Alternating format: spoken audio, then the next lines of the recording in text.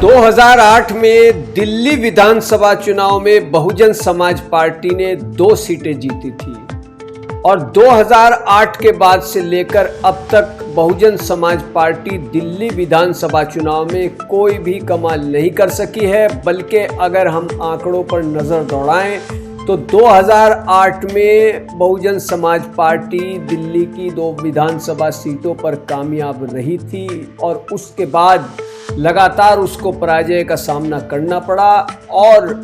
Bahujan Samaj party का जो vote प्रतिशत है वो भी लगातार गिरता गया। ये बात मैं इसलिए कह रहा हूँ कि इस बार जो दिल्ली में विधानसभा चुनाव हो रहा है तो बहुजन समाज पार्टी ने एक बार फिर से वहाँ पर ताल ठोकी है। हाल ही में बसपा सरबराह मायावती ने अपने जन्मदिन के मौके पर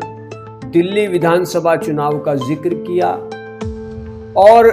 दिल्ली विधानसभा चुनाव में बहुजन समाज पार्टी वहां की सभी 70 सीटों पर चुनावी मैदान में उतरने की तैयारी में जुट चुकी है।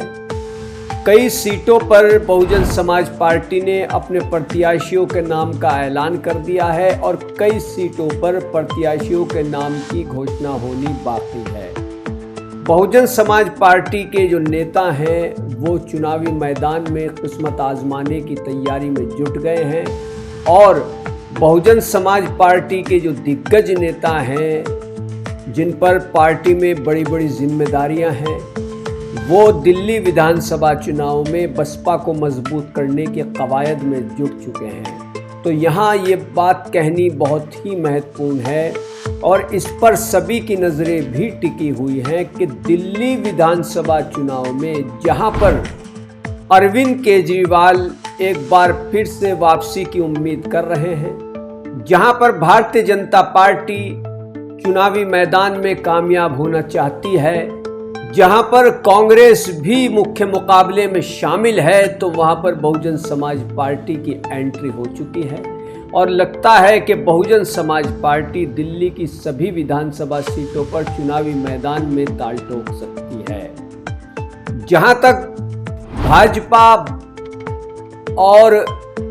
आम आदमी पार्टी और कांग्रेस की बात करें तो माना जा रहा है कि इन पार्टियों में कड़ा मुकाबला है, कांटे की टक्कर है। वहीं बहुजन समाज पार्टी चुनावी मैदान में उतरती है तो उसके पिछले रिकॉर्ड को देखते हुए, क्योंकि 2008 में सिर्फ 2 सीटों पर कामयाबी मिली थी और उसके बाद से लगातार बसपा का जनाधार कमज़ोर होता जा रहा है। बसपा का जनाधार सिर्फ दिल्ली में ही कमज़ोर नहीं है बल्कि जहां पर बहुजन समाज पार्टी की कई बार सरकार रही है, मायावती कई बार चीफ मिनिस्टर रही हैं उत्तर प्रदेश की, वहां पर भी बहुजन समाज पार्टी लगातार जनाधार के मामले में कमज़ोर होती जा रही है। हालांकि बहुजन समाज पार्टी उत्तर प्रदेश के अलावा कई राज्यों में विधानसभा चुनाव लड़ रही है, जैसा कि हरियाणा में भी विधानसभा चुनाव बहुजन समाज पार्टी ने लड़ा था और अब दिल्ली की ओर रुख किया है। तो यहाँ पर ये देखना बहुत ही महत्वपूर्ण रहेगा कि बहुजन समाज पार्टी दिल्ली विधानसभा चुनाव में क्या कमाल कर पाती है। तो ऐसे ही पॉलिटिकल जानकारी के लिए, पॉलिटिकल खबरों के लिए बने रहिए मानव जगत लाइव के साथ। ज़्यादा से ज़्यादा कीजिए सब्सक्राइब। धन्यवाद।